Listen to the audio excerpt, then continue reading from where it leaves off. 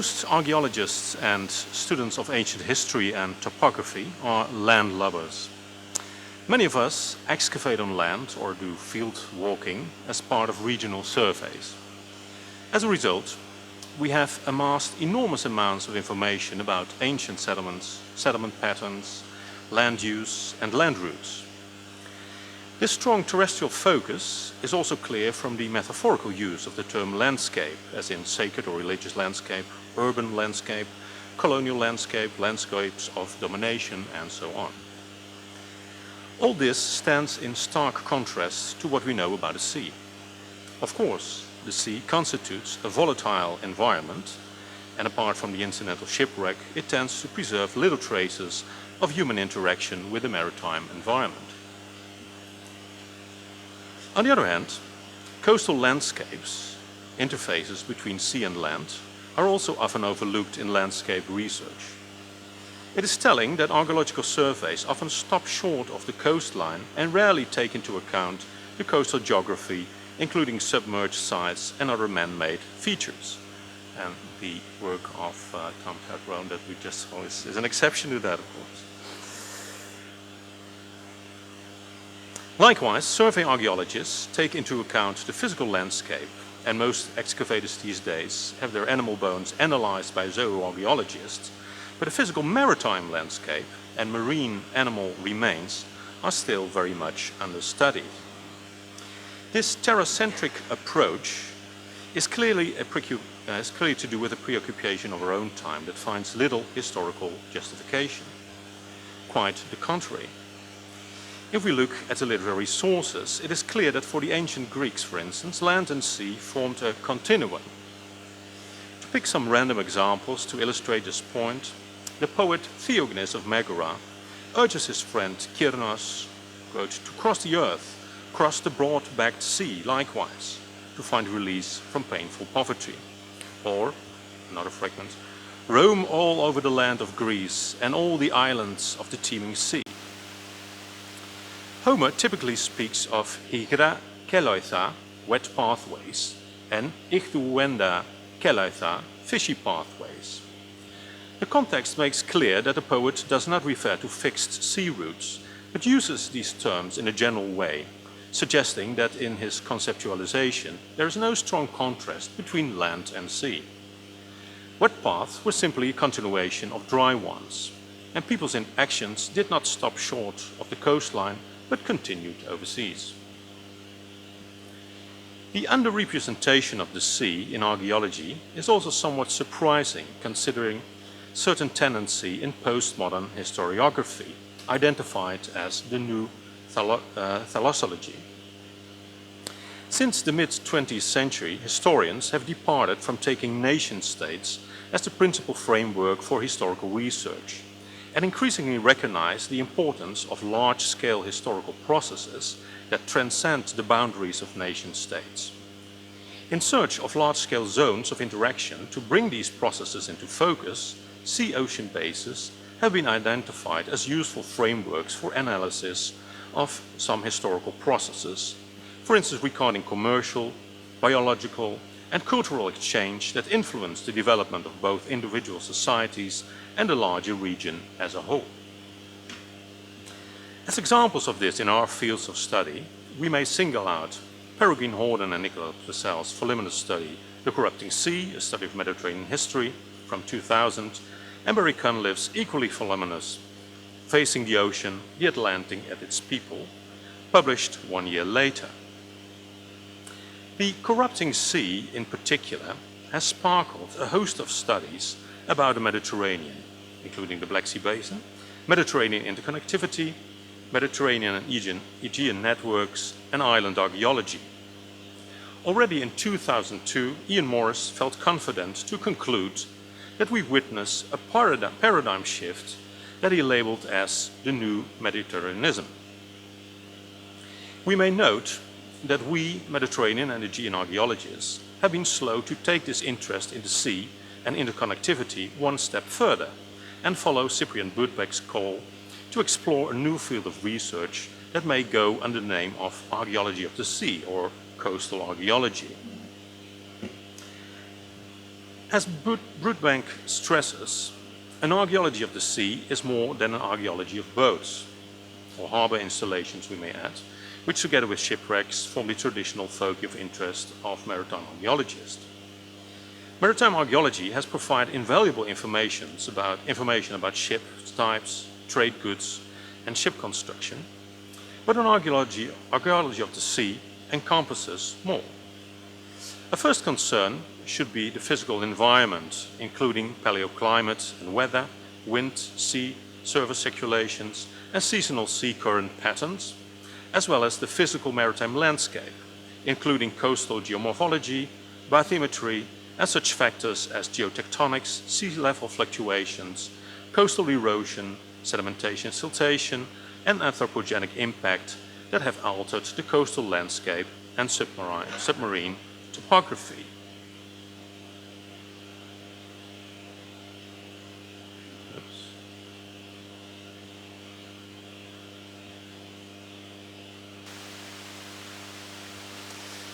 This is a picture from our own field work close to Cadre's Plaquerie. I'm the first to admit that research of coastal landscapes takes a lot of time and energy.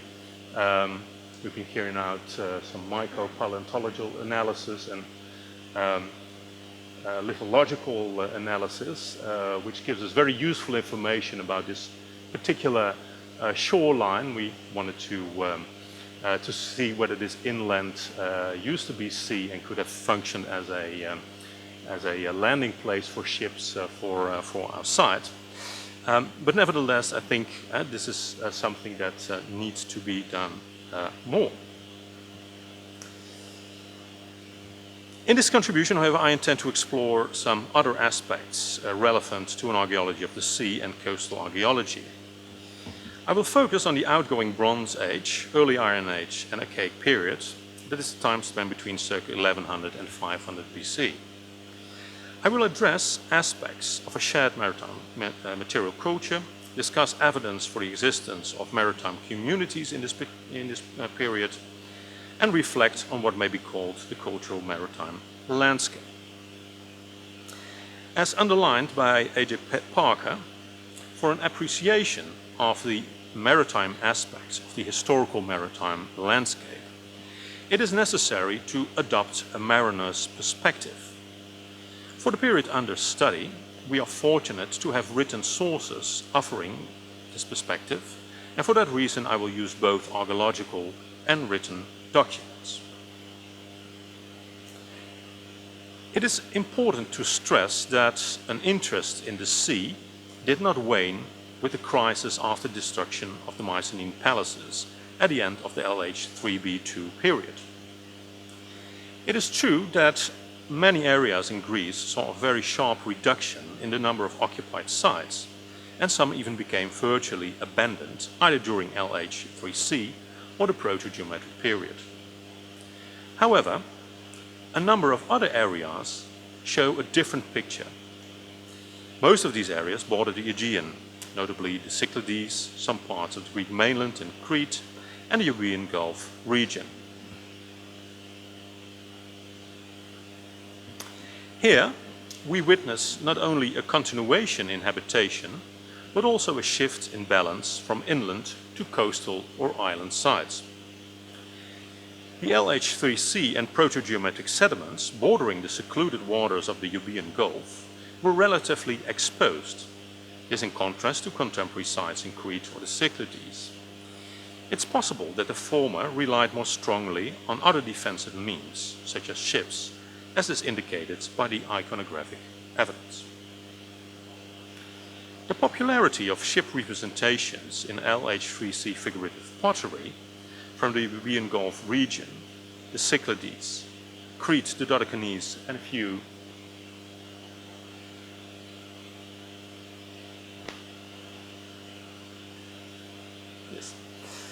few other coastal regions is another indication of a continued interest in the sea and in maritime matters.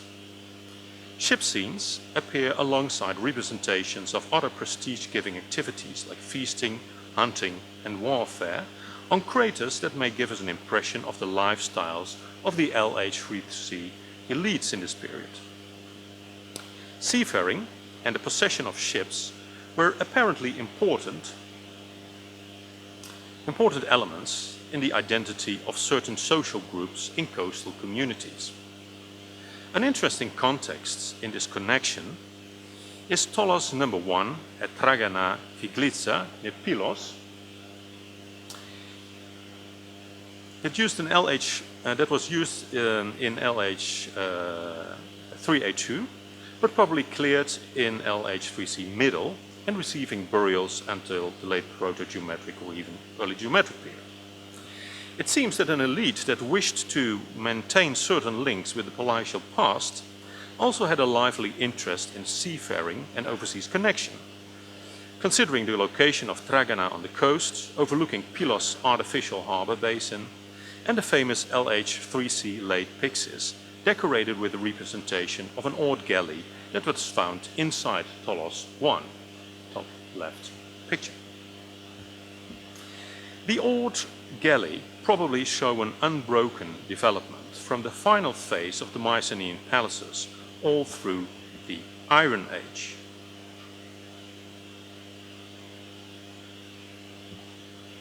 And some of these representations we have already seen during Professor Waxman's lecture. The LH3C ship representations show signs of several important renewal in ship reconstruction. These included the brailed rig and raised platforms in bow or aft, possibly equivalent to the Homeric Ikria. Some crafts were open, others had central gangways or raised decks with open rowers' galleries. Most ships sported more or less vertical stem posts, in opposition to a curving stern, often combined with pronounced keel extending into a short spur, which probably was to facilitate stem-first beaching at speed. The sum of these individual elements was a new type of ship that could be used for speedy seaborne attacks on coastal sediments and, as is clear from the iconographic evidence, for naval engagements at sea.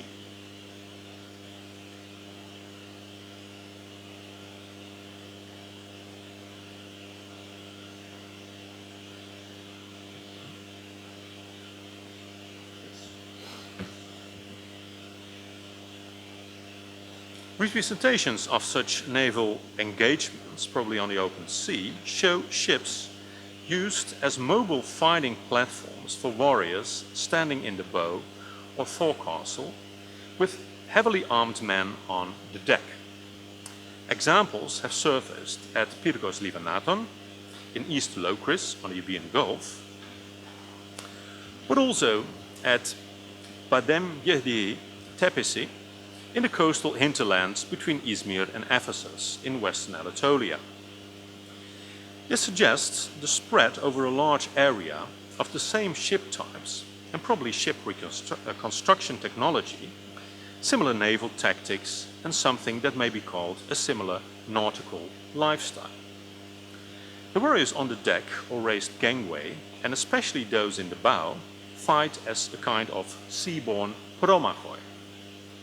A warrior on one of the ship's scenes from Pyrgos Livanaton fights with a relatively long spear. Indicated that on the picture in the middle.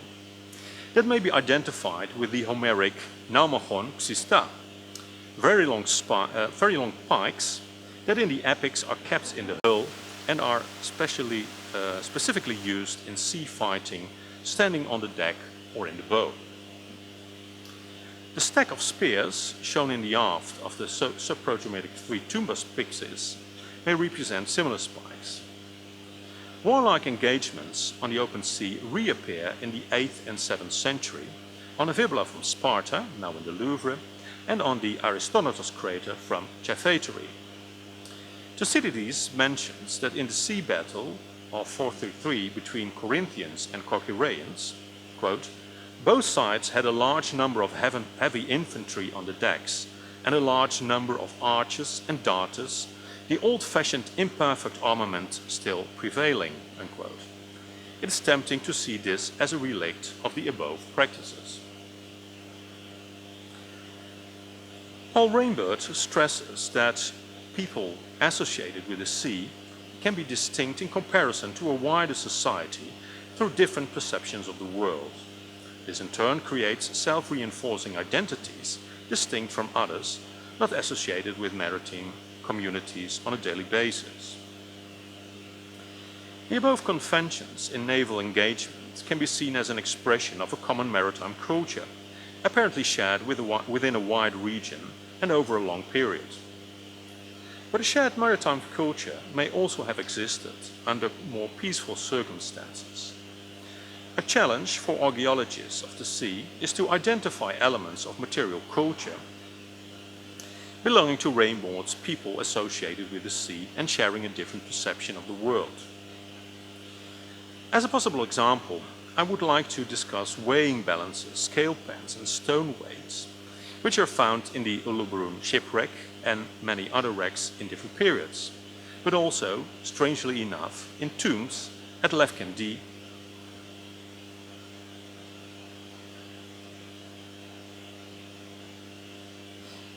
at the Tumba and Skubris necropolis, Aksif in present-day northern Israel, and Paphos Keles in Cyprus, but also in the later periods in sanctuaries such as Kalapodi. The scales and weights were presumably used for weighing precious metals, probably during economic transactions.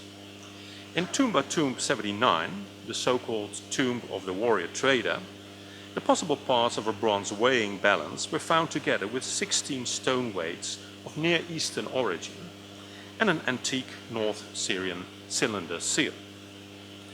The weights seem to represent different metric systems, suggesting that the owner of the scales was familiar with different economic cultures, presumably due to his travels overseas.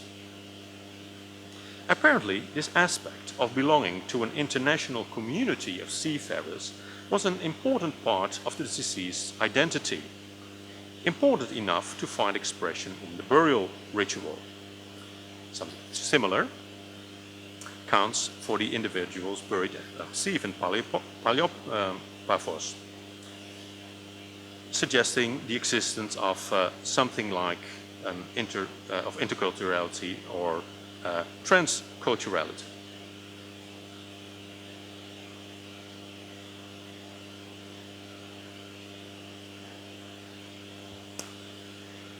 Now, for a very specific sort of maritime communities, I will address a number of places in the Eastern Mediterranean.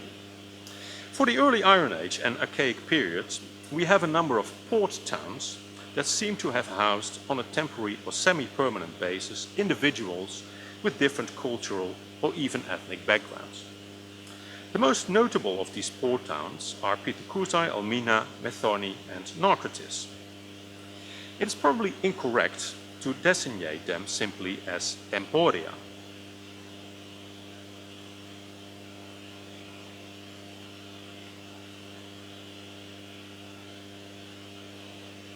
At Pithecusae on the island of Ischia in the Bay of Naples, objects from a wide variety of regions have been found. Epigraphic evidence suggests the presence of Greek, Levantine and Italic people. The so-called Mazzola complex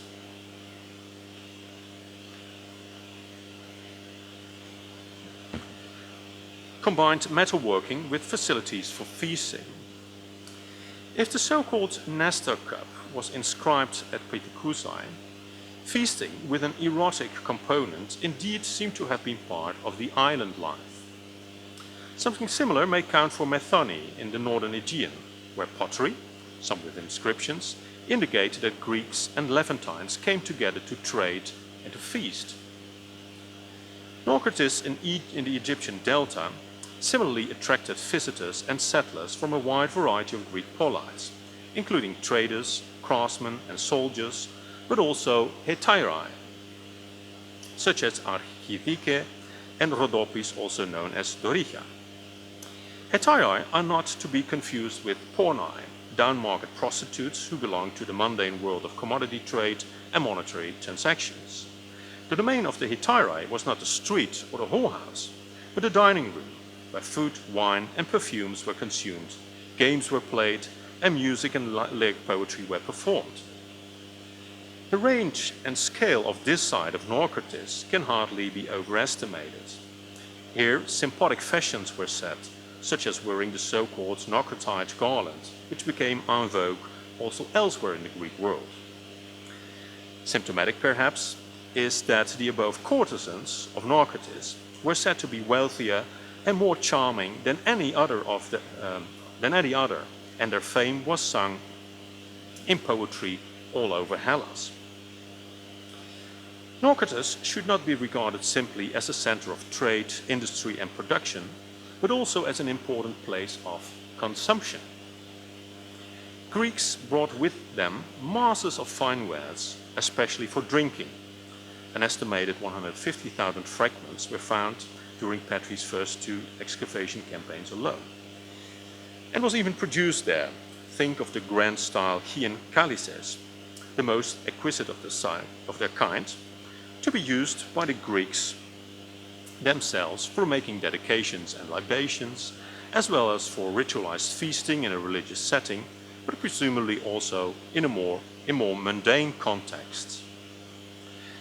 This rich and exotic, multicultural and multi-ethnic environment was the hangout of traders, travelers and adventurers looking for wisdom, profit or pleasure, members that for a shorter or longer term formed, to use Rainboard's term, an international maritime community, although of a very specific kind.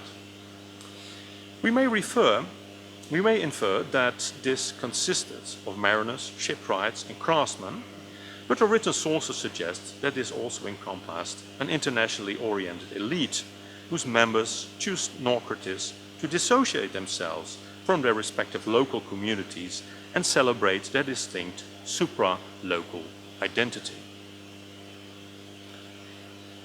In the last part of my contribution, I wish to return to the sea, more in particular to certain aspects that are part of the cultural maritime landscape.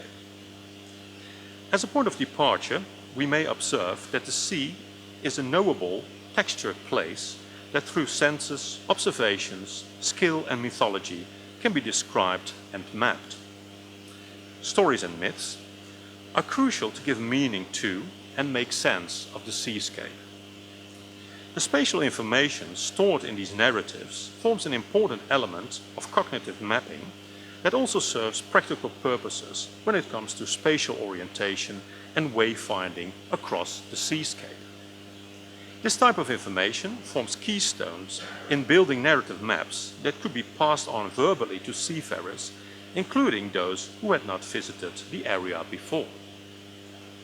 To give some examples of the relation between myth and cognitive mapping, in Book 3 of the Odyssey, Nestor tells how some of the Greek heroes traveled home after they had sacked Troy. They gathered near Lesbos and pondered what was the best way to cross the Aegean.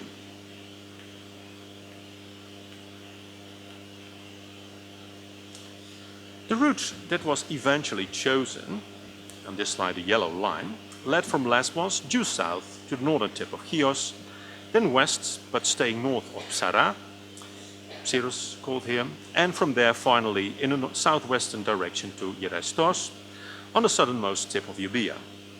After a stopover at Gerestos, where sacrifices to Poseidon were made, the journey was continued in a southwestern direction, presumably taking the channel between Macronisos and Chaea towards Cape Sinion, where Menelaus buried his steersman Phrontis, who had died suddenly, and then to the Peloponnese. The alternative crossing of the Aegean is described in the same passage, that's the purple line, and leads from Lesbos, beneath Chios, and through the straits between Chios and Mimas, Karaburun, and from there presumably via Icaria and Samos through the northern Cyclades to the Greek mainland, and these latter are the blue and the red lines. The Lesser Ayas apparently took this more southerly route, on his way home, but perished at, as Homer calls it, the Great Rocks of Vrije. This spot is located by ancient scholars near Mykonos, which claimed one of the reputed graves of Aias. Homer's protagonists could precisely map the two alternatives and found it difficult to choose. For Homer's audience, to capture the dilemma that the Greeks were facing means that these two routes and their navigational landmarks were also part of their mental maps. We may assume that specific landmarks and the stories connected to them, as in the cases of Eurystos and Sunium in this passage, help to memorize these mental maps. Incorporated into these stories was information about advantages and disadvantages and risks and dangers of specific routes. The latter crossing, over the Cyclades, implied coastal sailing and island hopping, which was, though not without risk. In this passage, Cape Mimas is described as windy. Elsewhere, reference is made to high-sloped Mimas. And indeed, modern experience learns that gales come down from the precipitous headland of Karabarun with considerable speed. The modern Mediterranean pilot mentions that the current caused by the wind or water circulation in Chios Straits is strong and uncertain. After this came the Icarian Sea, whose roughness is proverbial in Homer. The Cyclades may offer a relatively safer and more sheltered course, and yet it was here that the lesser Aias met his end. The former crossing to southern Euboea contained an open sea voyage, without stopovers. This was quicker, but also meant crossing a stretch of sea without the sight of land. And that is the dark area that you see in the middle, and that we estimated with a visibility of about 25 kilometers, which is quite a lot actually, especially in summer.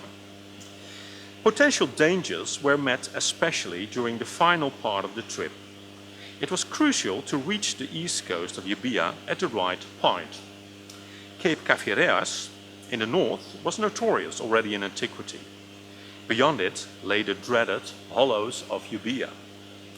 Another story connected to this coast relates to Palamedes' father Nauplius, who wanted to take revenge for the false accusations against his son and his subsequent execution at Troy. With the help of false beacons, lights lit on Mount Caphireas, present-day Archi, he caused the wreckage of many vessels of the returning Greek fleet.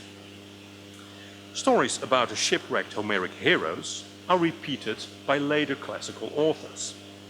And added later to these was the story of the destruction of the Persian fleet in the hollows of Euboea. All this made the dangers of the area near Cape Caphireas and the nearby hollows of Euboea firmly consolidated within the collective memory. This last example underlines once more that the sea is not devoid of information. Ancient narratives can help us to reconstruct aspects of the cultural maritime landscape and cognitive mapping that was instrumental for the orientation in this particular environment. To conclude, what I have discussed in this paper are just a few examples of how we may bring the sea more into the focus of our research. I hope these examples show that in many ways seascapes can be studied parallel or complementary to landscapes. The sea is a knowable textured space. In some respects, it forms a type of space that was fundamentally different from land. The sea is also a type of space that fostered distinct kinds of human behavior. For that reason, what we need to arrive at, in tandem with an archaeology of the sea, is an anthropology of the sea. Thank you very much.